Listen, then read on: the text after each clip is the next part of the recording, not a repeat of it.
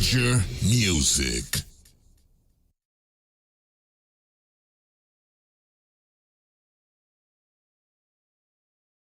Alright, what's good? Coming at y'all with another video. It's your boy D-Dot. If this is your first time here on this channel, I'd like to talk all things music production, including the Major Music Lounge podcast, which I talk to other producers, other creators, sound designers, music production app developers.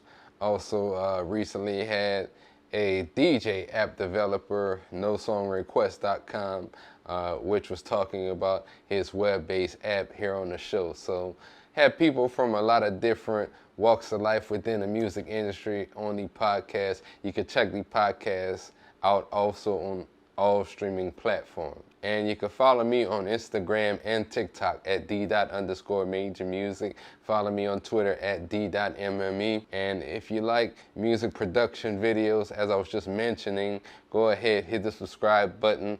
I like to post weekly, also beat making videos and more. So I actually did a video already talking about my mobile music production setup, everything that I use on iPad. So this video is going to be about everything else I'm using music production wise, everything from the MPC One machine and more. So without much further ado, we're gonna go ahead and get into it. So the keyboard that I like to use mainly for my production when I'm at home is going to be the Komplete Kontrol A49 keyboard, which retails on sweetwater.com for $209.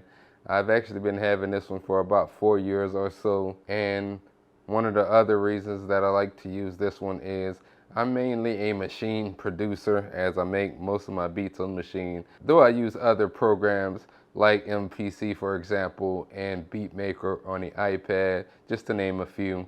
I use a lot of programs to be real to make beats in, but those are going to be mainly the ones I use on a regular basis. Another reason I also went with the Komplete Kontrol is for the studio space that I have. It's going to be the right size. I don't have that much room in my lab, so a 49 key suits me perfectly. I couldn't go 61 key. I maybe would entertain the 25, though I already have the Arturia Minilab and the MPK Mini, as you guys are going to see just a moment.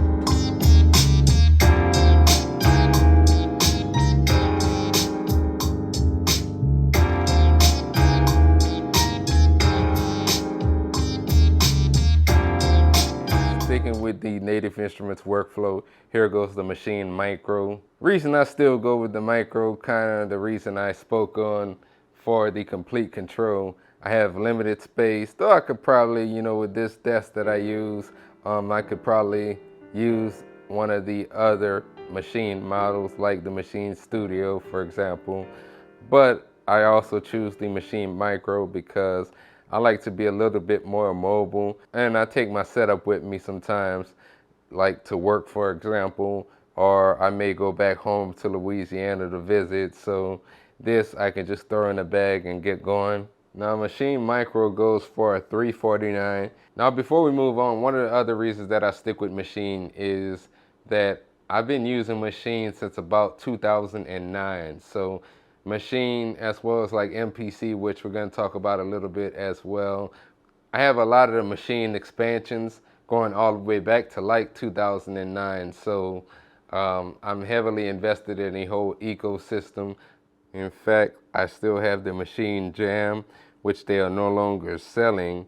You might still be able to find some used Maschine Jam models online.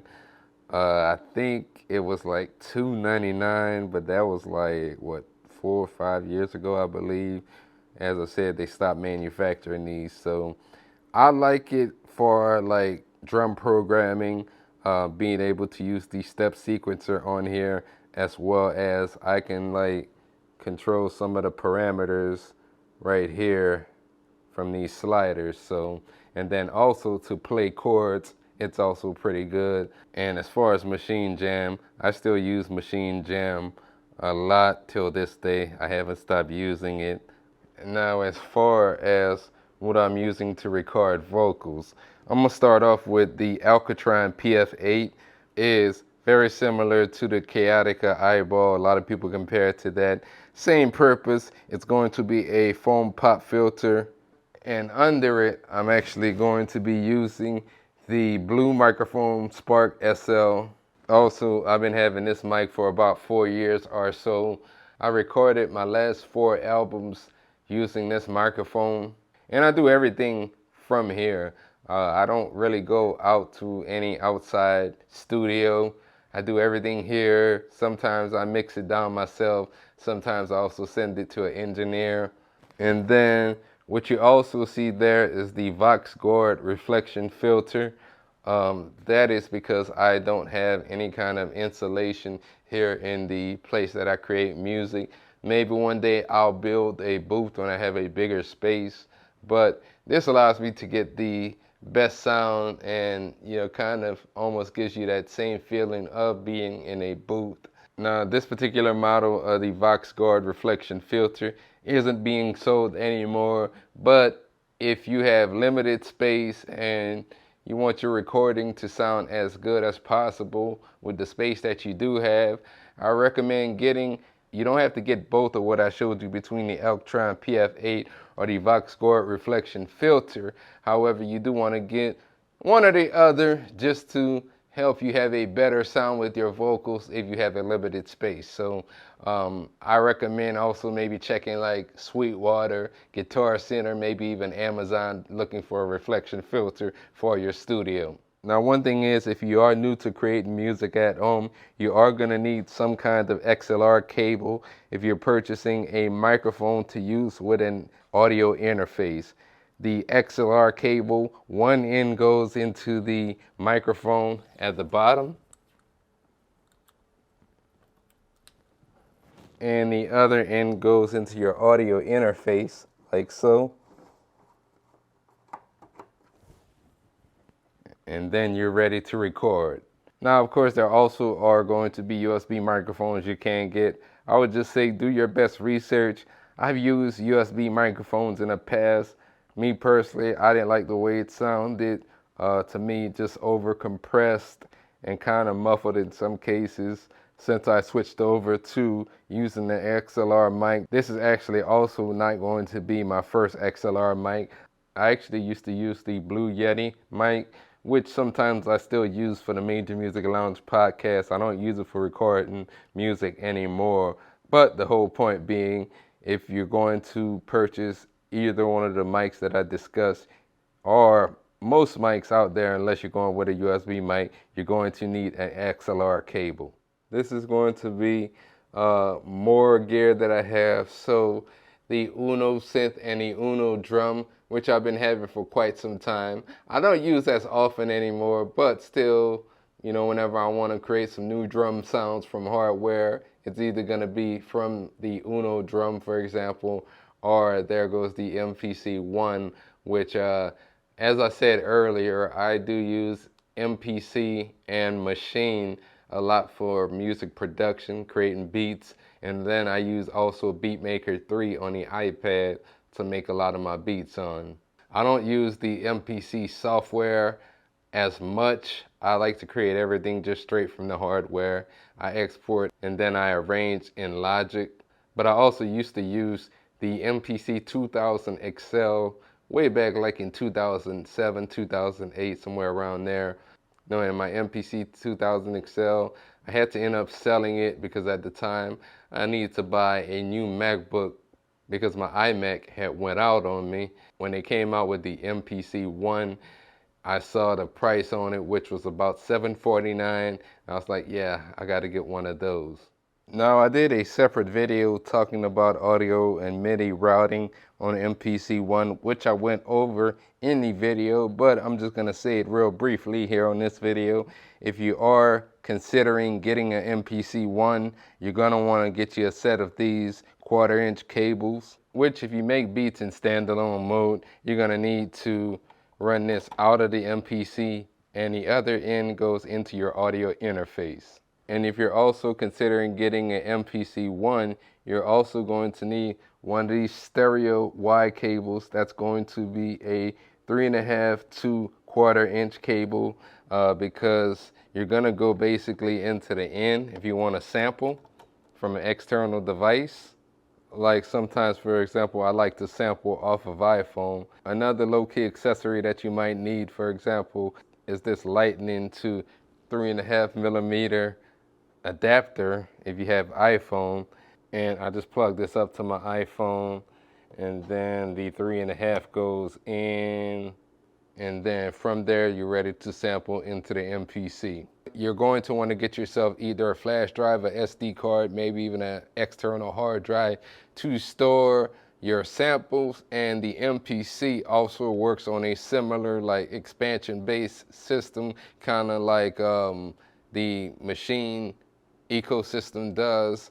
They have their own expansions with the MPC, and then also, you know, you can have other like expansions using KitMaker, but that's going down a whole nother rabbit hole there. But especially with the MPC One, it only comes with 4 gigs of internal storage, so I don't really store anything to the MPC One. I store all of my sessions, my samples, to one of these forms of storage.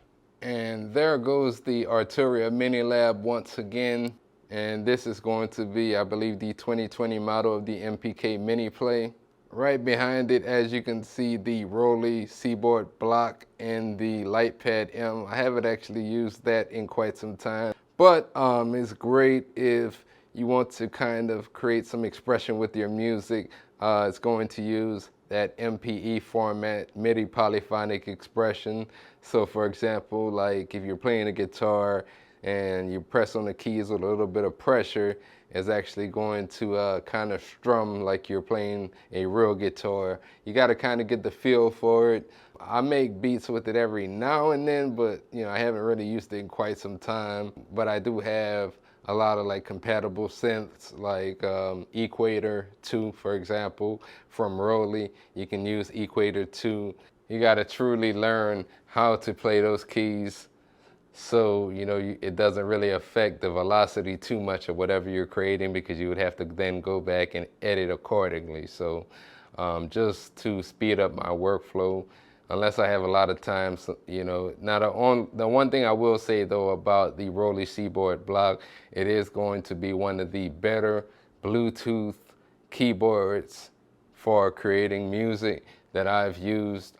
I hear some other things, for example, about the Korg, I think, what is it, Nano Key wireless, in terms of like durability and sometimes connectivity, but I will say the Roli products are really good with Bluetooth, especially using it like for iPad. Now, going back to the Minilab, I've been having a Minilab for quite some time, I think about 5 years or so. It's going to be $99. Now, I tend to prefer the Minilab a little bit more than I do the Akai MPK Mini Play. The Mini Play is cool, but I like the keys on the Minilab a little bit better than the Akai MPK Mini Play because they're kind of almost like they're semi-weighted. To me, the keys on the MPK Mini just feel a little bit lighter when you press them. Some people might like that. Now, the other thing that I will say is with the Mini Play, I do like the pads a little bit better because they're slightly bigger than what you got on the Minilab. Now with the Minilab, because it's pretty much plug and play and it works with a lot of the Arturia plugins, for example, Pigments. I use it a lot with Pigments. I definitely recommend it, especially for the price being that it's $99. The only one thing I will say also in regards to the Minilab, and I said this on my mobile music video, is as far as transporting it, it is gonna be a little bit bigger than the Akai MPK Mini Play. So the Mini Play, I might also take that with me because it's smaller to just throw in a bag and go. It doesn't take up a lot of space, you know, wherever you go, especially if you're limited with space. So that's why I would recommend, if you're looking for something a little bit more portable. I also use this with the MPC One sometimes when I make beats, because the MPK Mini Play does have its own set of internal sounds, kind of like its own sound module, if you want to call it that. I use this as another instrument when I'm creating with MPC One. last but not least, the Arturia Microfreak. That's gonna run $299. I've been having this for about 3 years. At the time, I didn't have I still don't have many other hardware synthesizers because I don't have that much room. I like the fact that it is also plug and play with the MPC One. I use that a lot as well in standalone mode with the MPC One. I did some beat making videos with that you can also find here on this channel. Now with the Microfreak, you're going to have about 384 preset slots with 320 factory presets. And it's going to be both monophonic and paraphonic. And then it's small and compact with the 25 keys. And just like I said earlier, if you are using this to make beats with the MPC One, you're going to need one of those stereo wide cables, the 3.5 to 1/4 inch cable, because this has a 3.5 out, and then it will go 1/4 inch into the MPC inputs. And then the last thing I'm going to talk about is the IK Multimedia iLoud Studio monitors. Now, they don't sell this exact model anymore. I got these a couple of years ago as well, but they came out with some new iLouds since then. But I like these because they're very compact. They're also Bluetooth. They still offer just as good of a sound as the KRK Rocket 5s that I used to use. Now these I think also give you a flatter frequency response for mixing, so I felt like my mixes came out a lot better using the iLouds than the KRKs, I felt, which had more of that low end sound. If you saw some of my older videos, maybe like beyond like 5 years or so, you could probably see me in those videos using the KRK Rocket 5s. But these iLouds at the time, they ran for like $299. I think they're still around that same price. They might even be about $349, somewhere around there. Go ahead, check them out. I definitely recommend them, especially if you're looking to be a mobile producer and you want something as small and compact and Bluetooth. All right, that's pretty much it as far as the lab. I just wanted to talk about some of what I'm using here in my studio to create music. I get some questions on that from time to time. I do have some more thorough videos, for example, on MPC and routing audio and MIDI and how you can record audio tracks to your MPC. I'll go ahead and leave those links in the description below. Also, I am going to be doing kind of like some separate videos digging deeper into all the different programs and apps that I discussed here on this video for anybody looking to get into music production. Maybe you don't know which direction you want to go, what to purchase, where to even start at. So I want to do some individual videos like on Maschine, MPC, Beatmaker, and more. So definitely stay tuned for that. If you like this video, go ahead, hit the subscribe button. You can also follow me on Instagram and TikTok at d._majormusic, as well as you can follow me on Twitter at d.mme. And if you are a music producer, sound designer, music production app developer, if you like talking about music production, I'm always looking for guests for the Major Music Lounge podcast, which you can catch new episodes here on this channel on Fridays. So I appreciate it if you made it this far in this video. And until next time, it's your boy D. And I'm out.